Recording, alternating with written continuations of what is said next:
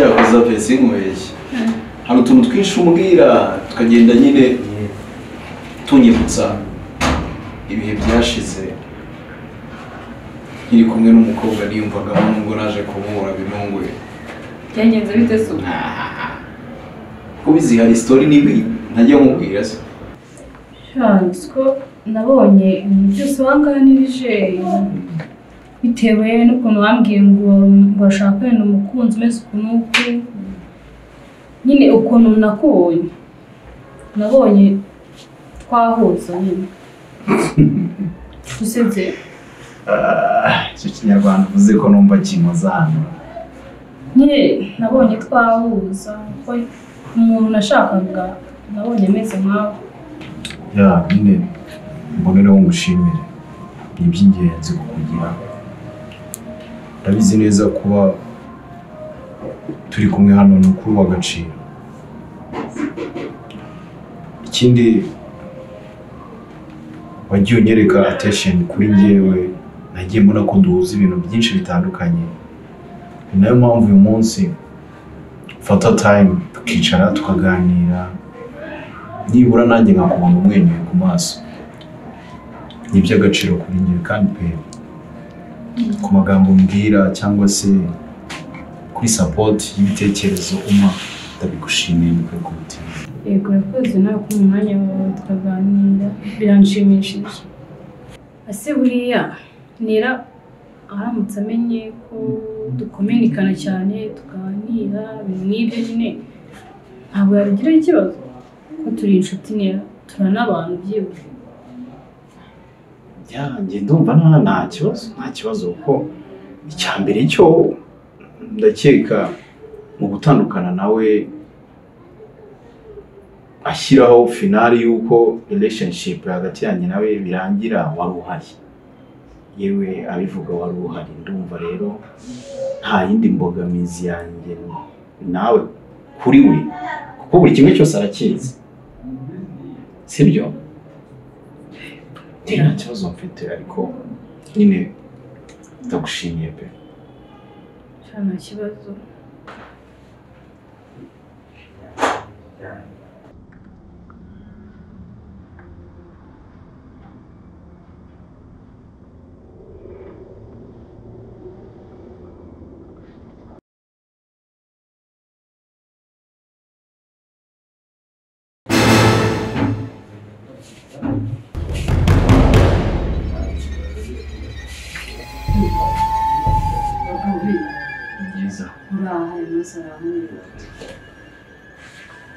ndi munganira na Vivian uko burije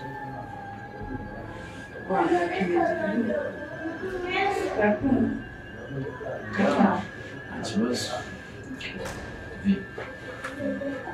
kagiye nubwo turaza gusubira tugenda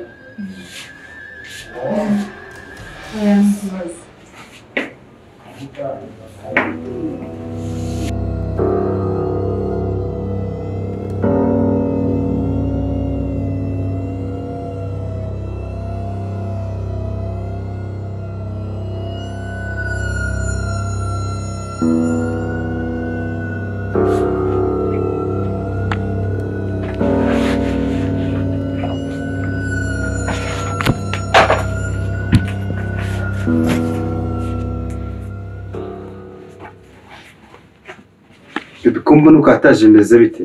kumura uri kuzinga ubudi ubwiruka uri kuri kujya baby yewe nshaka iri joro nimaze kumenya kutankunda ibintu byose byawe ndabizi mbabarire rero none niyo mpamvu ufashe umwanzuro kugenda izi saa za saa yine tuvuga se ko mfite impuhwe ugiye urajya hese nuko akomeye mu mutwe wawe wabaye iki abakobwa murakomeye mu mutwe muburiki sibundi ubonye ibintu ukoze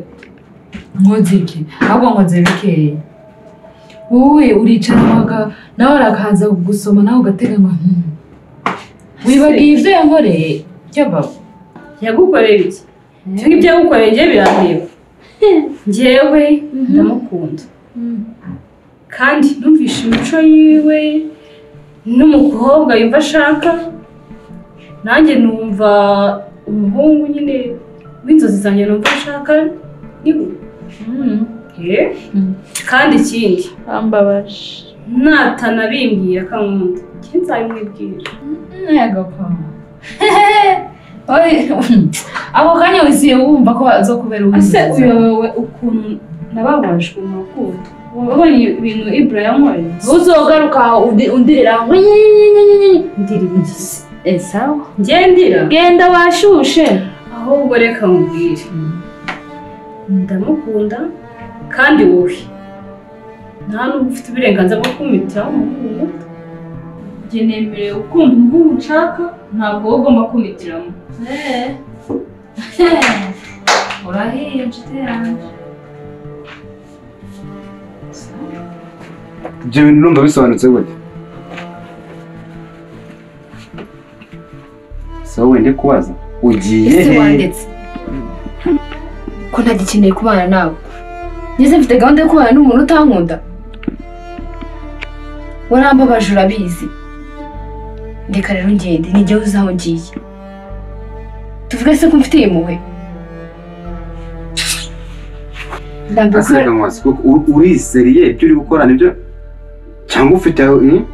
ubundi buryo ugiye kubigenza? ndagiye ndeka ndagiye mbabarira nta gahunda rwose mfitanye nawe kandi nawe urabizi nta muntu mfitiye igihe twakuzanye urabizi ukazana ugenda ntabwo nshaka kubisubiramo mbabarire cyane.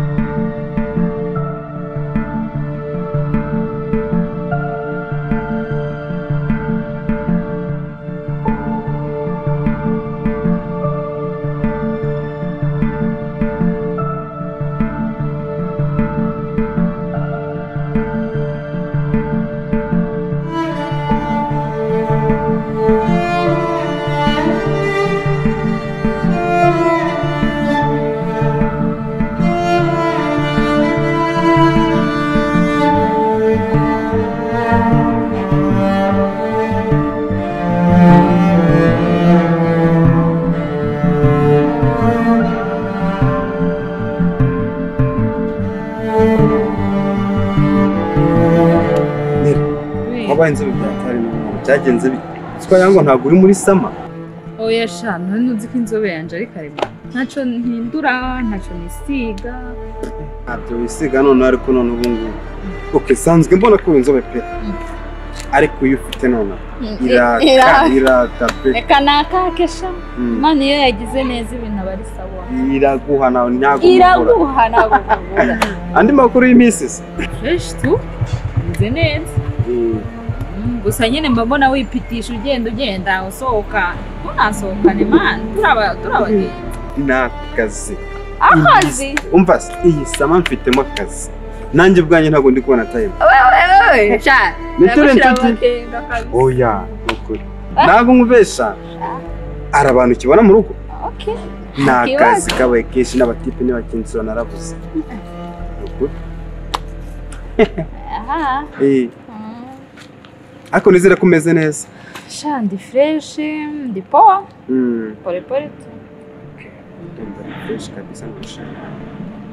ariko rero cye mwijoro naraye numva ibintu ngo ba nibiki ni umuziki mwari kudansa habaye iki ibikisi ngiye nyine je ko numva ibintu ngo bubu ayabona oya ntago byari ibintu birenze yari Daniel yari kapakinga ibintu byiwe abo giye nyine afashe umwanzuro wo kugenda tu agiye he kwarangira uti Randiro duriya dupangiye narundi se randiro tugira urujya mukobwa n'ubundi je nabona gatashobotse kuko ibintu byiwe arajagaraye mu mutwe urumva ntimushobokanye ukuntu we nkubona nta nubwo mukwiranye ugendera ku murongo we ibintu byiwe arajagaraye no gutukana no gukubitana nusurumva uriya ahubwo je sinzi n'ahantu wamuvunduruwe wamukuye wanda waramukuye mu kabara ariko nukuri none se umukobwa uvuga nabi umuntu ubahuka no mugabo akamukubita Mera nuko nyine byagenze rwose uko biri kose ubwo nyine bandi bagiye bari mu rukundo n'ubwo mu minsi bari mu rukundo ari mu rukundo ariko none cyakoze bareke ubundi kumengo ni indaya we kumengo n'ubundi nakamara yo ko ntanderaga umuntu gusuzugura uri umusore ejo mumamuganisha kuba umuntu nimba atakubaho azakubaha muri uri umugore n'umugabo kuba ngira amahirwe nayo hakiri kare bitararenga warakwiye tutararenga inkombe urumva iyo mahirwe nshimira n'Imana kuba bitarabaye nyine uko ariko Imana nyine yari yabiteganije ariko gusa ubu ngubu kinakubwira nanjye ubwanjye ndatuje kuba numva ko none uba adahari umutima wanjye urakeye meze neza kuko umva darisigaye nyine byararenze urumva bisigaye byararenze mu minsi ishize ntahe ndanyuriho ahantu bicaye reka nawe numva ni inkuru ahantu ku muhanda simubajije banza utega amatwi se buretse simubajije aha nahe wahanyene wohe bamunzira ashaka batakugo urumva ngwahanga ese ugiye uvuye kugira kurasa akora nagusuzugura ariko ni wowe utuma gusuzugura pasi nukuri wowe aragutuka ukabuguma umeze nta no kumutabira ni kofu mu Rwanda birazira kwita umugore oya basi umubwire basi unamukankane uragenda ukahagarara kuri cyaka gukubitaga gusunika mu rukundo ni rero urabizi ko mu buzima bwa buri munsi sibyo ugomba guhora ucisha make ndabyumva ntabwo yasara nawe musarane ariko aragusuzugura kandi mu mico nta mukobwa uba ukwiye gusuzugura umuhungu rega burya mumamuganisha kuba umugore n'umugabo none se atakubasha uri umusore aziza kubaha uri umugabo umuntu ufata gutya agakubita gutya ejo azagukurura ubwo bwanwa nagize amahirwe yagiye noneho ubu ngubu ndumva ndi umuntu utuje twimanukira ahubwo tugende tunavugana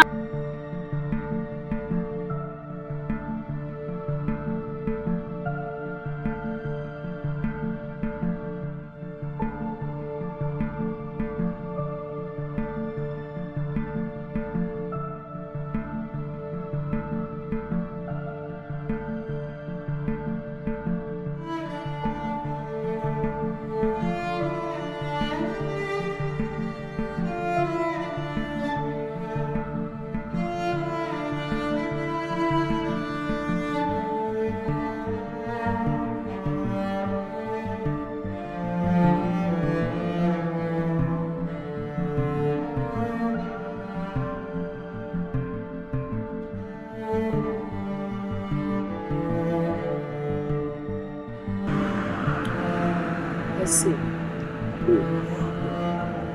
nuko nagurisha kumbira ikibazo ufite ukunze kubaza kugeza ubwari bwase kandi ubizi neza ko ugomba kukirega rwose urimo kwicara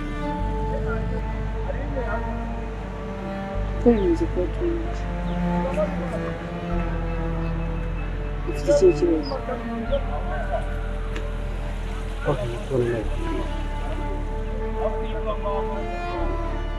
uyu ni umwanya kubona ku kibazo ufite n'ubwo ndi proud yabyo niyo mpamvu nafashe time kuko nari nzi ko uyu munsi udakora ndavuga ati reka nze duhurire ahantu hatuje mbere nakuganiriza ikibazo cyanjye ese njye nigeze nkuvuga ko hari igihe niteguye kugutega amatwi nabonaga wese kumbwira ikintu nkanga gukunda icyo utegereza gushaka icyanya ariko cyo kuba porodo uzama uzi ijoro naraye ndwanya kubera ibihumbi by'ejo ntabwo atari ukwawe utashatse kuntega amatwi ahubwo nabonaga stress ufite mu kazi numva ko nawe ntabwo nafata ibyanjye mbivange n'akazi kawe niyo mpamvu nabuze ati igihe nzabikubwira utakoze kuko nanjye kiriya gihe ntabwo nari proud nari ndemerewe cyane numvaga nashaka kuba navuga ibibazo byanjye ariko ubu ngubu ndahamya ko ari niyo mpamvu njyana ngo ikibazo cyanjye hari umukobwa bita Daniel yari amaze iminsi ari mu rugo ariko nimugoroba nibwo naje kubona aje ikintu cyose yari afite kiwe cyose abifashe arabizinga bishobora kuba bisekeye ari niyo mpamvu byamberaga imbogamizi mu kazi kanyu bigatuma ntagakora neza rimwe na rimwe nkaba mfite stress ariko ubu ngubu ntabwo kameze ikintu kimwe ntabwo njya kwica akazi kanyu izagakora bikwiye isuku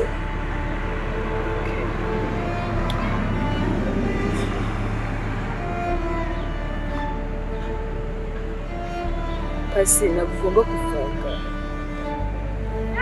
issues zawe bwite n'akazi kandi ibyo urabizi neza ibijyanye n'urukundo rwawe bijye bibera hanze y'akazi ndabizi ntabwo udakora ndanabibona kenshi mama wawe akagushwana rimwe na rimwe ukamba hafi ukamburanira ndi no mu makosa ukagerageza kumvisha ko nta makosa mfite ariko byose si uko mba ntabibona mba mbibona ariko ntabwo bizongera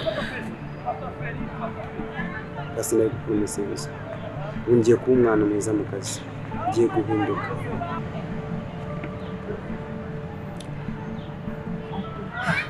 uko warambwiye ibyo bintu byose nana mbizi mbabarire ndimo guhishura umuntu ufite ikibazo kinini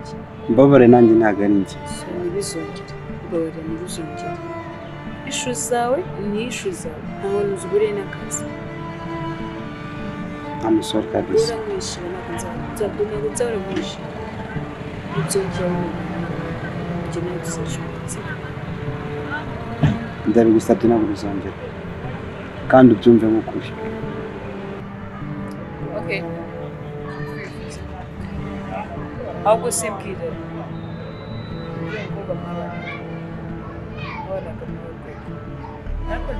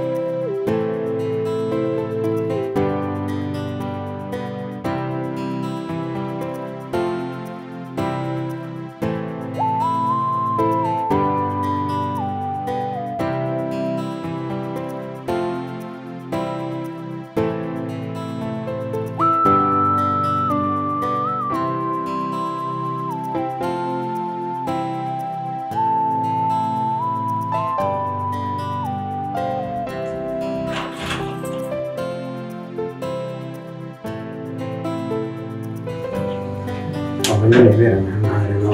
akava muri nyumba yitahiramo byo gisaye zigeze nk'izi ngizi nabonye bamwite sound sawa cyane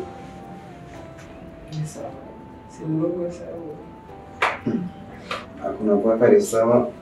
usabona ubuvumbura abona babushima ari uko asonze igihe kibazo nabonye tu umeze neza ntabwo harasanzwe nyine w'umuntu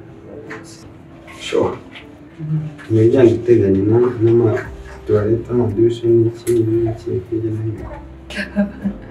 Pasi ndakwigenza kabanye ibyo Imana mbabwira none se cyo gukora si ukuri wowe ntabwo ubona ndakumva neza cyane kandi ndahabona ikingoro mva kuburyama ubona icyo kurya kandi inzu ntiyishyure ntabwo bibeshya none se twavuganira hano cyangwa twashaka uburyo kwicara zizo tukara kudufata hano ku ishuri bose ibyo bintu twabivuga kandi twaje hano tuje kuganira kuri ntabwo tuzi uko bigenda Okay.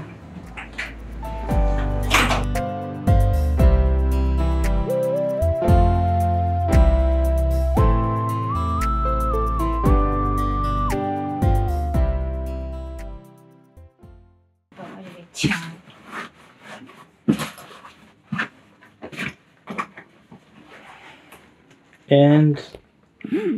cut. Sinze action. Umuretse imitwe babu feeling ako kaboko. Yaga. Merabyo urushye intoki mani gutya. Tujyana imitwe.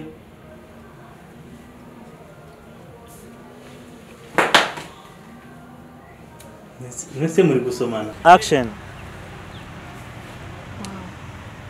Dora isavuga wow. Foi kuwa wins. Ubundi ko aranatisha. Pasi. C'est comment on a fait.